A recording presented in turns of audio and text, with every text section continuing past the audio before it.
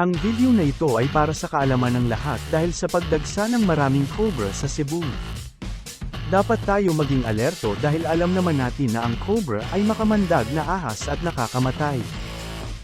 Kung di maiiwasan na ikaw ay makagat na ito, kailangan mong maagapan ng lunas para hindi makaakyat ang venom sa utak mo na isang sanhi sa pagkamatay ng tao. Base sa pagre-research, ang tao daw pag nakagat ng isang beses ng cobra ay talagang mabubuhay lamang sa loob ng 2 oras hanggang 6 na oras.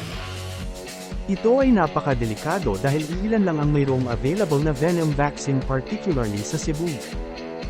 Kung sakaling mabubuhay ka sa 2 hanggang sa 6 na oras sa isang kagat ng cobra, ibig sabihin, kung 2 beses ka magpakagat, mabubuhay ka sa loob ng 4 hanggang 12 oras. Kung 3 beses kang nakagat, ibig sabihin mabubuhay ka sa loob ng 6 hanggang sa 18 oras. Sa makatuwid, kung gusto mo pang mabuhay, magpakagat ka ng maraming beses para makaabot ka sa hospital na pupuntahan mo, lalo na't walang gasolina ang service na ambulansya sa lungsod ninyo dahil hindi ka kaalyado sa nanalong politiko.